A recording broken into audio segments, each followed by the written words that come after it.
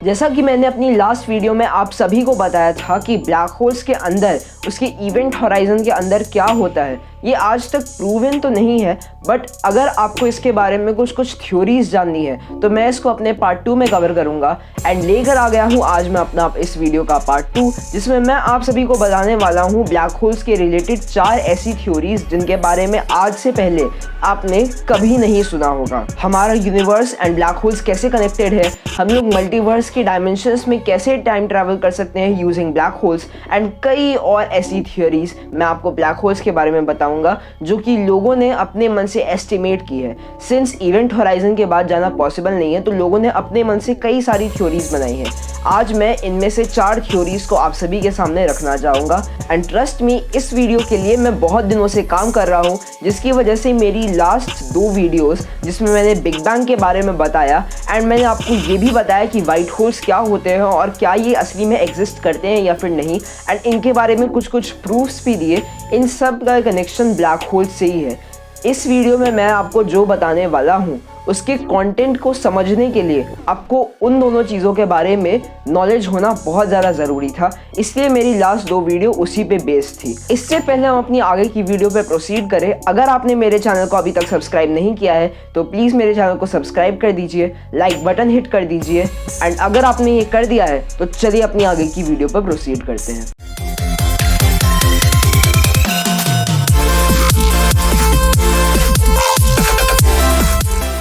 Black hole के event horizon के अंदर असल में होता क्या है, ये सवाल कईयों को सताता है। ब्लैक होल्स अपने अंदर कैरी क्या करते हैं? हम लोगों ने जाना था कि किसी भी स्टार की ग्रेविटेशनल फील्ड जब बहुत ज़्यादा एक्सटेंट तक बढ़ जाती है तो फिर वो अपनी ही ग्रेविटेशनल फील्ड में कोलैप्स करके जो है वो एक ब्लैक होल को जन्म देता है। एंड इन्हीं टाइप के ब्लैक होल्स को हम लोग बुलाते हैं स्टेलर ब्लैक होल्स। अगर हम अपनी इस थ्योरी को फॉलो करें तो इस थ्योरी के अकॉर्डिंग ब्लैक होल्स के अंदर आयरन भरा हुआ है। कैसे? इस यूनिवर्स में पाने जाने वाला सबसे ज़्यादा एबंडेंट एलिमेंट जो है वो होता है हाइड्रोजन एंड हीलियम, जो कि एक स्टार के अंदर nuclear fission and fusion reaction में लीड करते हैं, एंड इसी वजह से ये दोनों एक स्टार के अंदर भरे हुए होते हैं। अब सिंस स्टार के पास अपनी ग्रेविटेशनल फील्ड होती है तो फिर वो भी कुछ अपने अंदर सक करेगा। इन दोनों के बाद the third most abundant element in our universe is iron. अगर स्टार किसी भी चीज़ को सक करता है तो ज़्यादा से ज़्यादा पॉसिबिलिटीज़ है कि वो आयरन को अपने अंदर सक करेगा, because it's the third most abundant element in this universe. And हम सब ये भी जानते हैं कि आयरन का जो एटॉमिक मास होता है वो हाइड्रोजन और हीलियम से बहुत ज़्यादा होता है, जिसकी वजह से स्टार जब इसे सक करता जाता है तो फिर उसकी ग्रेविटेशनल फील्ड बढ़ती जाती है, सिंस उसका मास भी बढ़ता जाता है, एंड बढ़ते बढ़ते उसकी ग्रेविटेशनल फील्ड अपने में ही कोलैप्स कर जाती है। अब अगर स्टार कोलैप्स कर रहा है तो उसका मतलब ये नहीं है कि उसका मास भी खत्म होगा या फिर उसका मास कम हो गया है।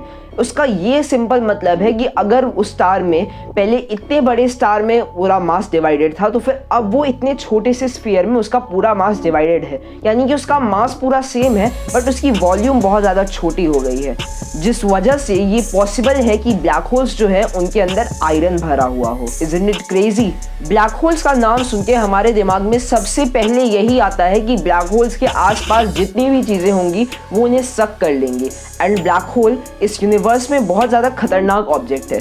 पर ऐसा नहीं है। हम लोग आउटर स्पेस में एक ब्लैक होल को देखा करते थे जो कि हमारे अर्थ से 1000 लाइट ईयर्स से ऊपर की दूरी पे था, एंड इसीलिए हम सब निश्चिंत थे। बट साइंटिस्ट ने रिसेंटली एक ऐसी चीज़ डिस्कवर की जिससे आपके रोंगटे खड़े हो जाएंगे। उन्होंने देखा कि अर्थ से बहुत ज़्यादा पास एक और ब्लैक होल है, बट इसका मतलब क्या? वो अर्थ को निगल लेगा? एंड अगर इतने पास है तो फिर हमें पहले क्यों नहीं पता चला? हमें पता चला है कि ये जो ब्लैक होल है वो दूसरे ब्लैक होल से अलग है, यानी कि ये ब्लैक तो है बट इसके आसपास कोई भी एक्रीशन डिस्क या फिर फोटॉन स्फीयर नहीं है, जैसे कि एस्टिमेट किया गया है कि दूसरे ब्लैक होल्स के अराउंड में होता है, जिस वजह से इनको ट्रैक करना बहुत ज़्यादा डिफिकल्ट हो गया था। एंड अगर इनके आसपास एक्रीशन डिस्क या फिर फोटॉन स्फीयर नहीं है तो इसका मतलब ये है कि ये ब्लैक होल्स तो है बट ये अपने आसपास इनकी ग्रेविटेशनल फील्ड से किसी भी चीज़ को अपने अंदर सक नहीं करते हैं। सो अगर इतने पास में ब्लैक होल है तो क्यों ना साइंटिस्ट किसी आदमी को लेकर उसे ब्लैक होल के अंदर भेजे एंड सिग्नल से उससे कांटेक्ट करके, कैमरा सिग्नल्स को यूज़ करके उससे ये पता कर ले कि ब्लैक होल्स के अंदर असल में चल क्या रहा है। क्योंकि हर एस्ट्रोफिजिसिस्ट एक बार ब्लैक होल के अंदर झांक कर देखना चाहता है, जानना चाहता है कि असल में ब्लैक होल के अंदर होता क्या है। So it may not be difficult for them कि वो एक आदमी को पकड़ के ब्लैक होल के अंदर डाल के इजीली ब्लैक होल की सारी चीजें आसानी से ट्रैक कर सके। But let me tell you, it's not that easy जितना हम इसे सोच रहे हैं। एंड यही ले जाती है हम अपनी सेकेंड थ्योरी पे कि पॉसिबली क्या हो सकता है अगर कोई आदमी ब्लैक होल के अंदर गिर जाए। सबसे पहले तो अगर आप ये सोचते हैं कि ब्लैक होल के अंदर आप उसके आसपास में कोई ट्रांसमीटर बांध के उसे ब्लैक होल में भेज देंगे या फिर कोई कैमरा जैसा कुछ बांध के उसे ब्लैक होल में भेज देंगे, तो ये आपकी बहुत बड़ी मिस्टेक हो सकती है। क्योंकि अगर ब्लैक होल फोटॉन्स को ही अपने से एस्केप नहीं करने दे रहा है, अगर फोटॉन्स इवेंट होराइजन के आगे जा ही नहीं पा रहे हैं, तो फिर आपके सिग्नल्स क्या जाएंगे। हो सकता है कि अर्थ से मैं उस आदमी को जो सिग्नल्स भेजूं, अगर वो आदमी मोबाइल लेके गया हो और मैं उसे सिग्नल्स भेजूं तो वो उसके पास पहुंच जाए, लेकिन फिर वो जो मुझे सिग्नल्स भेजेगा वो मेरे पास नहीं पहुंच पाएंगे। एंड उस आदमी के साथ क्या होगा, सो वो धीरे धीरे ब्लैक होल के अंदर फॉल करता जाएगा। एंड हम सब जानते हैं कि ब्लैक होल में एक ऐसा पॉइंट होता है जिसे हम बुलाते हैं द पॉइंट ऑफ सिंगुलैरिटी, जहां पे ब्लैक होल का वॉल्यूम तो अप्रोक्सीमेटली 0 ही होता है, बट उसका मास इनफाइनाइट होता है उस पॉइंट पे। बहुत लोग तो ऐसा भी एस्टिमेट करते हैं कि जब आप सिंगुलैरिटी वाले पॉइंट तक पहुंचेंगे तो फिर आपको एक अलग डायमेंशन ही दिखने लगेगा, एक अलग सा प्लैनेट जैसा ही कुछ दिखने लगेगा, लेकिन आप उधर ज़्यादा देर तक सर्वाइव नहीं कर पाएंगे। धीरे धीरे धीरे धीरे जब आप सिंगुलैरिटी के पास जाने लगेंगे तो फिर आपको ऐसी फीलिंग आएगी कि कुछ आपको क्रश करता जा रहा है, कुछ आपको दबाव फील हो रहा है। एंड सिंगुलैरिटी पर पहुंचकर आप मैटर का एक सिंपल पीस हो जाएंगे, यानी कि पूरी तरीके से क्रश हो जाएंगे। सो सिंगुलैरिटी के बाद आप पूरी तरीके से क्रश हो जाएंगे एंड इसी सिंगुलैरिटी का पार्ट बन जाएंगे। सो अगर आप एक बार इवेंट होराइजन के पार चले गए तो फिर आपके बच के आने के चांसेस तो ऑलमोस्ट 0 ही हो जाते हैं। चलिए अब हम अपनी वीडियो की उन 2 थ्योरीज पे चलते हैं जो कि सबसे ज़्यादा दिमाग हिलाने वाली थ्योरीज हैं। एंड इनमें से एक थ्योरी हमें कनेक्ट करती है ब्लैक होल्स को हमारे यूनिवर्स से। अगर हम ब्लैक होल की सिंगुलैरिटी को देखें तो हमें ये पता चलता है कि ब्लैक होल की सिंगुलैरिटी अपनी तरफ चीज़ों को अट्रैक्ट करती है, यानी कि एक बार जो इवेंट होराइजन के पार चला गया वो वापस नहीं आ सकता है एंड वो सिंगुलैरिटी का पार्ट बनता जाता है। एंड सिंगुलैरिटी से हमारा मतलब है एक ऐसा स्फीयर जिसकी वॉल्यूम तो अप्रोक्सीमेटली 0 ही है, मतलब कि एटम से भी छोटी है, बट उसका मास जो है वो इनफाइनाइट है। एंड इफ हम अपने यूनिवर्स को देखें तो फिर वो कॉन्स्टेंटली एक्सपैंड करता जा रहा है, बड़ा होता जा रहा है, मतलब कि उसका साइज लगातार जो है वो बढ़ता जा रहा है। एंड हम लोग ये भी जानते हैं कि हमारा यूनिवर्स जो था वो बिग बैंग से फॉर्म हुआ था, जिसपे मैं ऑलरेडी एक वीडियो डाल चुका हूँ कि बिग बैंग क्या था। बिग बैंग से पहले यानी कि आज से ठीक 13.8 अरब साल पहले, यानी कि 13.8 बिलियन ईयर्स अगो, जब हमारा यूनिवर्स इतना बड़ा नहीं था तो फिर वो भी एक छोटे से स्फीयर में कंप्रेस था जिसकी वॉल्यूम तो 0 थी बट उसका मास वॉज इनफाइनाइट। एंड अगर हम इसे देखें तो फिर ये ब्लैक होल की सिंगुलैरिटी से थोड़ा सा सेम लगता है, बट हम इसे डायरेक्टली कंपेयर तो नहीं कर सकते एक दूसरे से, क्योंकि ब्लैक होल की सिंगुलैरिटी अपने अंदर चीज़ों को खींचती है, बट बिग बैंग की जो सिंगुलैरिटी थी उससे चीज़ें बर्स्ट होकर निकली, यानी कि बाहर निकली है। लेकिन अगर हम एक और चीज़ की हेल्प ले तो हमारे लिए बहुत ईजी हो जाता है इन दोनों को कंपेयर करना। एंड गेस व्हाट वो चीज़ क्या है? The thing is white holes. जी हाँ, अगर हम वाइट होल्स को लेके इन दोनों को कंपेयर करें तो ये हमारे लिए बहुत इजी हो जाता है, क्योंकि वाइट होल की भी सिंगुलैरिटी अपने से चीज़ों को दूर फेंकती है एंड हमारी बिग बैंग की भी जो सिंगुलैरिटी थी वो अपने से चीज़ों को दूर फेंकने लगी। सो ये एक दूसरे से सेम प्रतीत होता है। And let us try to connect black holes with white holes. चलिए ब्लैक होल्स को वाइट होल्स से कनेक्ट करने की ट्राई करते हैं। बहुत लोग ये कहते हैं कि ब्लैक होल्स और वाइट होल्स अपनी सिंगुलैरिटी से कनेक्टेड हैं।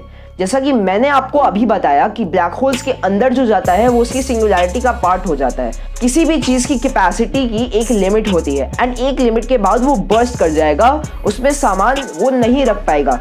जैसे कि अगर मैंने एक बॉटल ही भरी एंड वो बॉटल अगर 1 लीटर की है तो फिर 1 लीटर के बाद उसमें से जो पानी है वो बाहर निकलने लगेगा। इसी तरह से ब्लैक होल की सिंगुलैरिटी की भी एक लिमिट होगी एंड ब्लैक होल अपने अंदर कॉन्स्टेंटली चीज़ों को कंटेन करता रहता है, खींचता रहता है। तो क्या होता होगा जब उसकी लिमिट पार हो जाती होगी? लोग कहते हैं कि black hole and white hole अपनी सिंगुलैरिटी से कनेक्टेड है। ये जो कॉन्सेप्ट है सिंगुलैरिटी का कि ब्लैक होल और वाइट होल की सिंगुलैरिटी सेम होती है, यानी कि वो एक ही सिंगुलैरिटी शेयर करते हैं, ये तब काम करता है क्योंकि लोग ऐसा कहते हैं कि ब्लैक होल्स के अंदर जो चीज़ जाती है वो वाइट होल्स की सिंगुलैरिटी के से होकर इवेंट होराइजन से बाहर निकलती है। एंड यही हमें प्रूफ देता है कि कैसे वाइट होल्स जो है उसके अंदर से constantly gamma radiations and photons बाहर निकलते रहते हैं। सो अगर हम अपनी थ्योरी पे वापस आए तो ऐसा हो सकता है कि ब्लैक होल जो है वो अपने अंदर चीज़ों को कंज्यूम कर रहा था, ले रहा था, एंड धीरे धीरे वो चीज़ें उसकी सिंगुलैरिटी का पार्ट बन रही थी। एंड आफ्टर एन एक्सटेंट जब उसकी सिंगुलैरिटी का मैक्सिमम लिमिट रीच हो गया तो फिर जितनी भी चीज़ें उसने ली थी अपने अंदर, जैसे कि एंटी मैटर और मैटर, उसने उसे बाहर फेंक दिया with a burst and which can be directly compared to our big bang. And इसका मतलब ये होता है कि हमारा यूनिवर्स हो सकता है कि ब्लैक होल्स के अंदर से ही जन्मा हो। Sounds crazy right? तो चलिए बढ़ते हैं अब अपने लास्ट कॉन्सेप्ट पे, जो हमें बताती है कि कैसे black holes and white holes की वजह से मल्टीवर्स का कॉन्सेप्ट, जो कि हमने कई सारी मूवीज़ में देखा है, वो सही हो सकता है। लोग ये मानते हैं कि ब्लैक होल्स जो है वो अपने अंदर यूनिवर्स को सक करते हैं, जैसा कि मैंने आपको अभी बताया, उन्हें मैटर और एंटी मैटर में कन्वर्ट करते हैं एंड उन्हें वाइट होल्स की हेल्प से बाहर फेंक देते हैं। अगर उसमें मैटर का रेशियो ज़्यादा हुआ तो फिर एक यूनिवर्स फॉर्म हो जाता है, एंड अगर एंटी मैटर का रेशियो ज़्यादा हुआ तो फिर सब कुछ खत्म हो जाता है, यूनिवर्स फॉर्म नहीं होता है। जैसे हमारा यूनिवर्स फॉर्म हुआ, हो सकता है कि ऐसे कई और यूनिवर्स फॉर्म हो, ब्लैक होल्स यूनिवर्स फॉर्म करे एंड फिर उन यूनिवर्स के अंदर वापस से ब्लैक होल्स जन्मे ड्यू टू स्टार्स, एंड वो ब्लैक होल्स वापस से यूनिवर्स की फॉर्मेशन में अपना योगदान दे। ऐसा भी तो हो सकता है। ये थ्योरी पर कई लोग मानते हैं एंड इसका मतलब ये है कि अगर हम कैसे भी करके पॉइंट ऑफ सिंगुलैरिटी के बाद ब्लैक होल्स के अंदर जाकर वाइट होल से बाहर निकल जाए तो फिर हम किसी दूसरे यूनिवर्स में लैंड कर जाएंगे जो कि हमारे यूनिवर्स से अलग होगा, एंड हो सकता है कि उस यूनिवर्स पे भी लाइफ हो। And this leads us to the concept of multiverse, यानी कि मल्टीपल यूनिवर्सेस, जहाँ पे हम कई सारे यूनिवर्स में ट्रैवल कर सकते हैं अगर हम पॉइंट ऑफ सिंगुलैरिटी के बाद कैसे भी करके जिंदा बच गए तो। बट ऐसी कंडीशन में जो मल्टीवर्स का कॉन्सेप्ट होगा वो थोड़ा सा ट्विस्टेड होगा, क्योंकि उसमें बस ये डिफरेंट होगा कि हमारा यूनिवर्स जिससे हम दूसरे यूनिवर्स में जा रहे हैं उसके बाद हम उसके चक्र में फंस जाएंगे।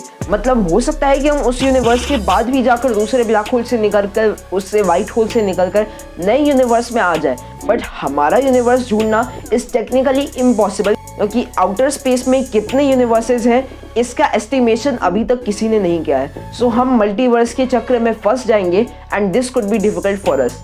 अब इस वीडियो में मैंने आपको जितनी भी थ्योरीज के बारे में बताया है वो कंप्लीट एजम्पशंस है, so don't take it that seriously. But हो सकता है कि ये ट्रू हो, लेकिन हमारे पास इसका कोई प्रूफ नहीं है एंड हो सकता है कि इसका प्रूफ निकले भी ना। तो यही था ब्लैक होल का पार्ट 2 एंड हो सकता है आपको ये वीडियो पसंद आया। अगर आप चाहते हैं कि मैं ऐसे ही वीडियोस और डालूं तो मेरे चैनल को सब्सक्राइब कीजिए, इस वीडियो को लाइक कीजिए, नीचे कमेंट कीजिए, एंड इसी के साथ साथ आप मुझे फेसबुक और इंस्टाग्राम पे भी फॉलो कर सकते हैं, उसके लिंक्स मैंने डिस्क्रिप्शन में दिए हुए हैं। सो यही थी हमारी आज की वीडियो। Thanks for watching.